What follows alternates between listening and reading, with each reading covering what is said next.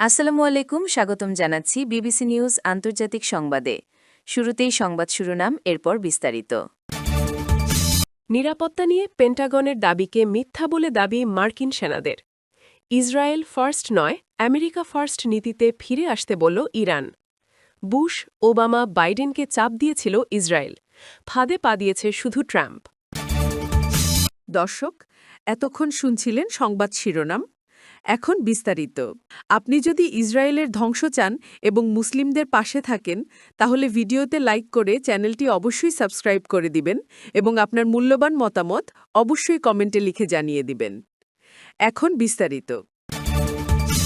ইরানের ড্রোন হামলায় ৬ সেনা নিহত। নিরাপত্তা নিয়ে পেন্টাগনের দাবিকে মিথ্যা বলে দাবি মার্কিন সেনাদের। গত ১ মার্চ কুয়েতের শুয়াইবা বন্দরে ইরানের ড্রোন হামলায় মার্কিন সেনাবাহিনীর রিজার্ভ ফোর্সের ৬ সদস্য নিহত এবং ২০ জনেরও বেশি আহত হন। এই ঘটনাটি ইরান যুক্তরাষ্ট্রের চলমান সংঘাতের মধ্যে প্রথম মার্কিন সামরিক প্রাণহানির ঘটনা হিসেবে চিহ্নিত হয়। তবে এই হামলার প্রকৃতি এবং নিরাপত্তা প্রস্তুতি নিয়ে বর্তমানে মার্কিন প্রতিরক্ষা দপ্তর বা পেন্টাগনে এবং ঘটনাস্থলে থাকা সেনাদের মধ্যে চরম বিরোধপূর্ণ বক্তব্য পাওয়া যাচ্ছে। মার্কিন প্রতিরক্ষা সচিব পিট হেগসেথ এর আগে জানিয়েছিলেন, একটি ইরানি ড্রোন বিমান প্রতিরক্ষা ব্যবস্থা এড়িয়ে অত্যন্ত সুরক্ষিত বা ফোর্টিফাইড একটি টেকনিক্যাল অপারেশন সেন্টারে আঘাত হেনেছে। কিন্তু ১০৩তম সাস্টেইনমেন্ট কমান্ডের আহত সেনারা সিবিএস নিউজকে দেওয়া এক সাক্ষাৎকারে এই দাবিকে সরাসরি মিথ্যা বলে অভিহিত করেছেন। মার্কিন সেনাদের বর্ণনা অনুযায়ী হামলার দিন সকালে মিসাইল অ্যালার্টের পর সবাই নিরাপদ আশ্রয়েই ছিলেন, কিন্তু হামলা হওয়ার ঠিক কিছুক্ষণ আগে তাদেরকে অল ক্লিয়ার বা বিপদমুক্ত সংকেত দেওয়া হয়। সেই সংকেতের ৩০ মিনিট পরই ইরানের ড্রোনটি কম্পাউন্ডে আঘাত হানে। ইসরায়েল ফার্স্ট নয়, আমেরিকা ফার্স্ট নীতিতে ফিরে আসতে বলল ইরান। ইসলামাবাদে চলমান উচ্চ পর্যায়ের আলোচনা নিয়ে মার্কিন যুক্তরাষ্ট্রের নীতির ওপর গভীর আলোকপাত করেছেন ইরানের প্রথম ভাইস প্রেসিডেন্ট মোহাম্মদ রেজা আরেফ। তিনি স্পষ্টভাবে জানিয়েছেন, এই আলোচনার ফলাফল সম্পূর্ণভাবে মার্কিন যুক্তরাষ্ট্রের অগ্রাধিকারের ওপর নির্ভর করছে।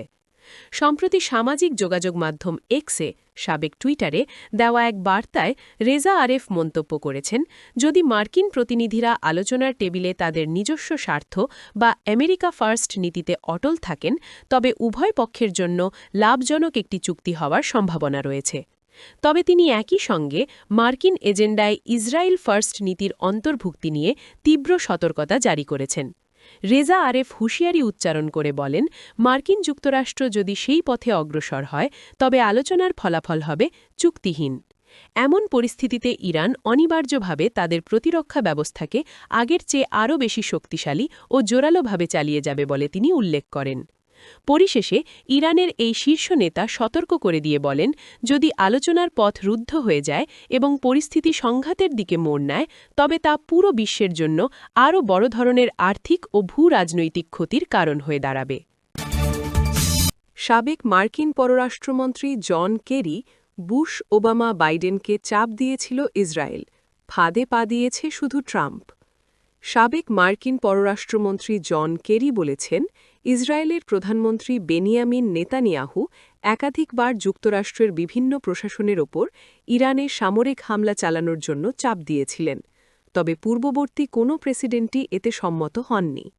শুক্রবার দ্য ব্রিফিং উইথ জেন পাসাকি অনুষ্ঠানে দেওয়া এক সাক্ষাৎকারে কেরি বলেন, তিনি নিজেও একাধিক আলোচনায় অংশ নিয়েছেন, যেখানে নেতানিয়াহু স্পষ্টভাবে যুক্তরাষ্ট্রকে হামলার আহ্বান জানিয়েছিলেন। কেরির ভাষায়, তিনি আমাদের দিয়ে ইরানে হামলা চালাতে চেয়েছিলেন। তিনি জানান, ইসরায়েলি প্রধানমন্ত্রী এই প্রস্তাব সরাসরি সাবেক প্রেসিডেন্ট বারাক ওবামার কাছে উপস্থাপন করেন। এছাড়াও ওবামা, জো বাইডেন এবং জর্জ ডব্লিউ বুশ কেউই এতে রাজি হননি। কেরি আরও বলেন, একমাত্র প্রেসিডেন্ট যিনি এতে সম্মত হয়েছেন তিনি ডোনাল্ড ট্রাম্প।